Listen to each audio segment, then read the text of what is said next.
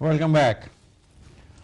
We are here with Mr. Imran Chowdhury, a person of different works and different kind of involvements and interests. He has worked a lot with the community here. He speaks for the community and on behalf of the community and for the community. He informs the local governments here about us, about Bangladesh, how the liberation war was won, and all other things. But we move on to, as we move on in life, to Mr. Chowdhury's activities in the UK and how did he start his business, we just talked about, and his other activities like speaking, public speakers and all that. Yes, sir. Right. Right, sir. Let us have something about your public speaking assignments. You inform various governments, isn't it? Various departments of the government. Yes. Well, recently I've been invited by a connection or interculator to come and actually speak to schools and colleges and universities About on what? behalf of MOD, Ministry of Defense, to entice ethnic boys and girls to join Army, Navy, or Air Force. And I go and do that in various schools where the concentration of students are predominantly from the ethnic background. For me, how I see it is, this is our country. Right. Bangladesh is a nemesis for me. I don't think I will go and live there anymore. It's a holiday destination. I love my country to bits. But in order for us, my generations, my descendants, to stand tall in the British society, Right. they need to be involved in every aspect This of is our country. This is every aspect of the British life. And hence, I thought it's very important for me, at least, to go and talk to the boys and girls and ask them to join, if not in the army, at least to CCF, Right. the Combined Cadet Force. What will teach them is discipline, sense of camaraderie, a perspective, a pride in uniform, and the discipline. And Which is most important. very important, to get them away from the street, not to loiter around. Instead of doing that, they could do something more pragmatic. So I do that speeches and I entice boys and girls, give them the understanding that the career guidance are not happening in our society, if you ask me the truth, because they don't know. Only the focused is accountant, pharmacist, and solicitors. Well, this is the problem with Asian societies. We want people, or particularly our children, to go into professions that is assured of good income, see? Yes. But it's not all about income. You see, the world needs technicians. I tell my boys and girls, the people that I go and talk to, I say, look, if you want to join the Army, Navy, Air Force, you don't have to really go and fight. Because there are so many paraphernalias in the Army, Navy, and Air Force, so many branches. Somebody could be in the Army Aviation Corps and could be a pilot. You just need to serve 7 years. You come out of Army after 7 years, you have the license. The world is your oyster. Yeah. You go and work for any international airlines and you don't have no debts to pay because Right. it's all been paid for. Because in order for anyone to be a pilot in this country, we're looking at in excess of few million pounds. Now, then somebody can be a doctor, somebody can be an engineer, somebody can be a robotic technicians to make robots. Because if you look at the world, the trend, how it is moving, is artificial intelligence. I wouldn't be surprised 3-4 years down the line if one of my waiters are a robot.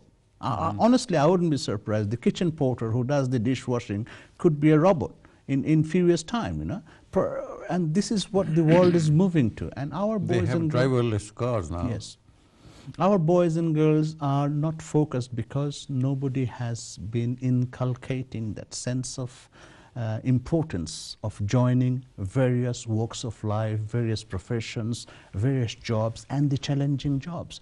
Because there is a problem of why would you join British Army and all that, but That's the old age ethos. Now this is our country. We are fourth generation. And in order for us, look, the progression of the Bengali community in the UK, I wrote a article last week.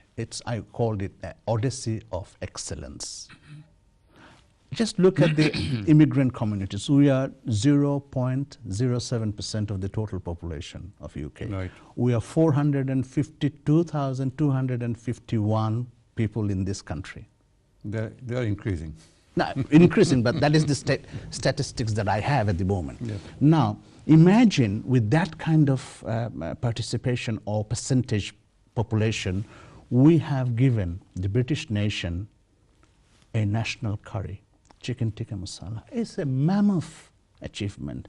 If we look at this... Now you have come back to Bangladesh. I've come back to Bangladesh, but I'm saying what we have given. Now we can... First it was Indian curry. Bangladeshi community has given chicken tikka masala, Right. which is the British has accepted as their national dish. Yes. Now, look at this dichotomy that we have. 30 years ago, you would know better than me, Niaz, that when you would ask an English family, what are you doing on the Christmas day? He would perhaps say, oh, I've got 7 people to cook, I've got the whole family coming in. Yeah. And they talk about it whole December, about 1 day's cooking, and that's the only day they cook in the whole year. Now this year, just to give you an example, 25th of December, 2016, in excess of 50% Bangladeshi-owned Indian restaurants or restaurants were open. And from that 50%, 95% of the restaurants were fully booked. Trust me. The British people has given us the confidence that, yes, I can go and take my family on the Christmas Day lunch and go to Abdul's restaurants or Imran's restaurants or Mia's restaurant and have my Christmas lunch with everything else at chicken tikka masala. Now that is where the growth, the brand is, how strong it is. Can you imagine? That itself is an odyssey of excellence. Coming from the backwaters of Bangladesh. That's very good. But what I understand now, that the situation is not that as rosy as you have just said, see, because of the staff shortage and we are all else. Bengalis.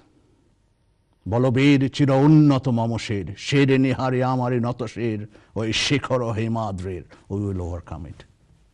We are a very resilient race. We will. When the going gets tough, the Bengalis gets going. It is a temporary issue. I think we will come up with it. Mm-hmm. There are a lot of things happening. A lot of people are working, like Inambai and other community leaders and the Bangladesh Caterers Association. I don't want to negate anyone. They're all pragmatic. They spend their time and their own money. But can you make it more attractive? I mean, they say that there's in excess of 100,000 employees in the so-called restaurants, Indian restaurant, Bangladeshi restaurant, whatever.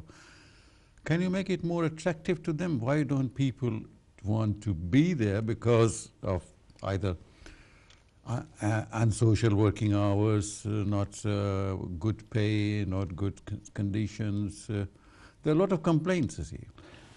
And you can make it, sorry to interrupt, you can make it attractive for them. There were people who exploited it. If we don't do introspection, if we keep on, sweeping everything under the carpet, it's not the right way to go about it.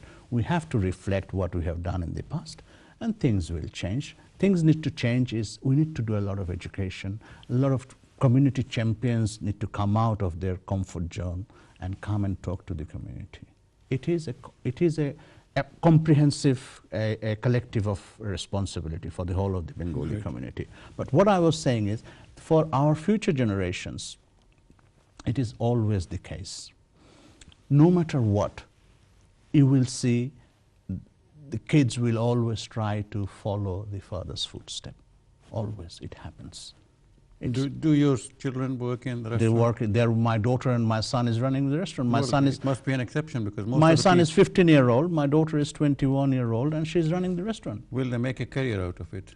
My daughter wants to, yes. Yeah, but will your son? Yeah. My son, he's 15, he's still not sure. But my daughter wants to take up this business. This is the point, you see, that most of the very successful people in this industry, their children are not into this. That is the problem that we have is we are not running the restaurants to entice our kids. We are not making it exciting for them, you see. We are very parochial. We don't want to change. Now the children wants to come and they want to write their signature to make it into an emblem. You have to allow them to do it. Right. If you give them the space, they will come. And invariably, I mean, my family, 5 generations of military service, we all follow the same.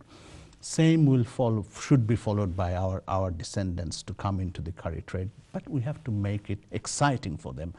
Because if you go to an Indian restaurant, it's beautiful. But the running of it, the management of it needs to be up to date for young kids to be enticed to see the fruit of the business. That is also to entice the customers, because you know, with so much of competition from these takeaways and the cost of sit-down dinners, don't you think that it's time that we opened up our doors and we accommodated more young people, get rid of the sit-down dinners, offer things which are available right away? I mean, like I said 2 seconds ago, we are very parochial. It is very difficult to change our mindset. The methodology of cooking needs to change. The menus needs to change. You cannot give what you want to give. Yep. The basic principles of marketing are 5 golden P's. One of the Papa P is give the product according to the people. What people want, you have to give that product. You don't expect people to come to your restaurant on a Friday or a Sunday lunchtime and to have a full-blown meal. No, they can't. You have to give snacks and all that. Rooms for those things has to be catered for. But that, like I said, we're very parochial, very difficult to change, but we have changed. And hopefully it will change. But the point that I was making is, I go to Northampton Bengali Association on 21st of February. We're getting near the end. Okay. So I go to 21st of February, I go to 16th of December. I don't talk to they want me to make a speech. I don't talk to the elders. I go and talk to the boys and the girls. that's very good. Entice them to actually, take resolve from what Bengaliness is and then implement that into the British society. Well, we are at the fag end now. We just want you, for 30 seconds, what is the future for the diaspora here, Bangladeshi diaspora? How do you see it?